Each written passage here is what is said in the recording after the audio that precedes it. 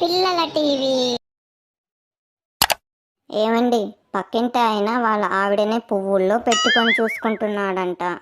ఆయనది పూల వ్యాపారం, నాది కారప్పొడి వ్యాపారం. తీసుకురమ్మంటావా? ఏమండి, నాకొక డౌటు. మీ పర్సులో నా ఫోటోని ఎందుకు పెట్టుకున్నారు? అదేంటో బంగారం, నీ ఫోటో చూస్తే చాలు ఎంతటి సమస్యనైనా ఎదుర్కోగలననిపిస్తుంది.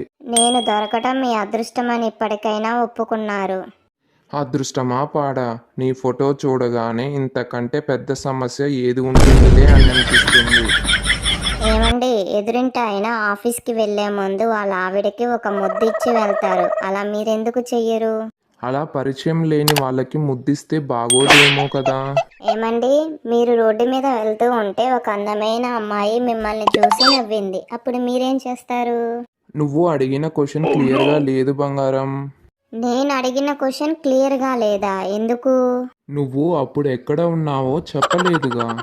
ఏమండి, మొన్న మా బాబాయ్ వాళ్ళ కొడుకు పెళ్లికి వెళ్ళారు కదా, అతిథి మర్యాదలు ఎలా జరిగాయి?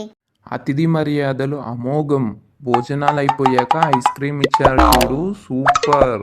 నాకు పనుండి ఆగిపోయానండి, లేకపోతే నేను వచ్చేదానినండి. ఐస్ క్రీమ్ కోసమా? చెప్పడం మర్చిపోయాను బంగారం. ఐస్ క్రీమ్ ఇచ్చే ముందు ఒకతను సాంప్రదాయబద్ధంగా నుదిటి పైన తిలకం పెడుతున్నాడు. చెప్పాను కదండి, మా వాళ్ళు ఏది చేసినా సాంప్రదాయబద్ధంగా చేస్తారు.